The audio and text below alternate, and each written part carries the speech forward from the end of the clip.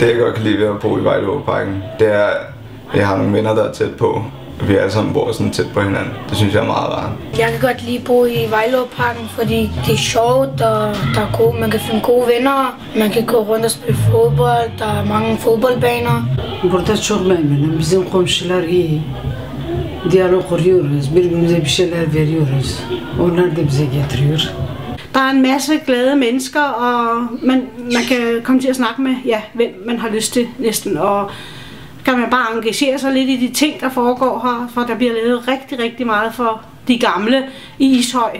Jeg synes, det er helt fantastisk at bo et sted, hvor så mange mennesker bor sammen og bor sammen det samme sted. Jeg kan godt lide det fællesskab, der er i en stor boligforening.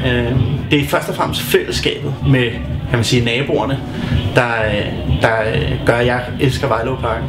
Jeg har en svigerdatter, som er opvokset hernede i Ishøj, og da jeg i sin tid ringede til dem og sagde, nu flytter jeg herned til Ishøj, så sagde jeg, nej, gør det ikke, og det var så galt. Og det forstår jeg ikke, for jeg har det godt hernede som pensionist, som bliver behandlet godt og har mange gode tilbud. Det er rart at bo i Ishøj, fordi at vi er ligesom en stor familie. Det er vores fællesskab, vi har her. Alle de arrangementer, Glashuset tilbyder, Kulturhuset tilbyder. Der er så mange ting. For eksempel Ungdomsskolen, de tilbyder masser af arrangementer til alle mulige steder. Og det gør sådan, at flere medborgere vil være med, flere vil være en del af fællesskabet. Det synes jeg er rigtig godt at bo i planen. Jeg kan godt lide at bo på bjerggrunden, fordi det er meget roligt og stille. Og det godt her at bo her i Ishøj, det er, at der er mange børn, man kan være sammen med her ude i gården, så man ikke altid keder sig, når der for eksempel er ferie, og man bare er hjemme og keder sig. Her er der både forskellige mennesker i forskellige aldre, forskellige kulturer, og der er så mange ting, og der er så mange små organisationer, som prøver på at hjælpe os her i Vejleåparken til at være mere sammen. Jeg elsker Ishøj. Hvis man for eksempel er blevet ked af det i skolen, så kan man altid være sammen med naboen, så kan man altid snakke med naboen om det lige meget, om det er godt eller noget dårligt. Hvad jeg synes er en god nabo er en som gør de mindste ting. For eksempel at hjælpe med at åbne døren, når man lige måske har lidt for mange poser i hånden efter indkøb, eller siger hej til en, når man går ned fra opgangen. Og så havde vi en anden oplevelse her for ikke så lang tid siden. Jeg kommer gående med min veninde hen ad Østergården her i en aften i mørke, og så er vi ved at blive kørt ned af en ung mand på cykel. Og så siger vi sådan til ham, det vil være godt med lys på. Og han blev så arg, så han stod af cyklen og kylede den op af lygtepælene, så det slog gnister, og kom så truende hen imod os.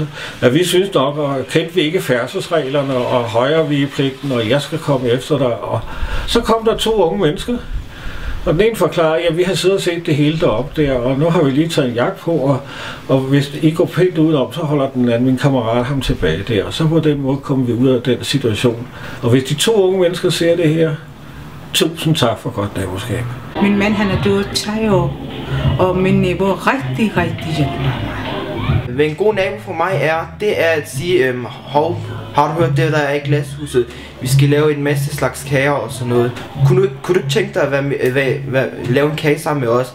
Så kunne man jo tænke, nå jo, det lyder da hyggeligt, så kan man bare komme og være en del af fællesskabet. Hygge som andre. Særligt ved planen, det er, at man ved, hvem det er, man ser, når man går på gaden. At det ikke er vildt fremmede mennesker. Og man er tryg.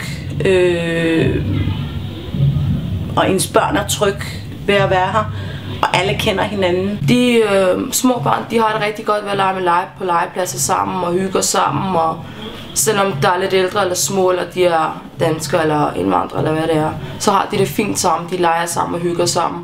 Vi vil gerne have, at vi alle sammen er fælles om tingene, respekterer hinanden og et godt nabofællesskab for hinanden.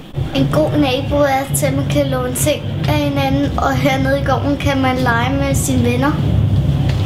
İSO halkının ve İSO komşularından çok memnunum. İSO halkına çok teşekkür ediyorum. Bu hazırlıkları NAPO altından. Det er en, jeg kan stole på. Vi holder øje med hinanden. Når jeg rejser på ferie, så kan jeg trygt give mine nøgler væk til hende, og så passer hun min lejlighed for mig.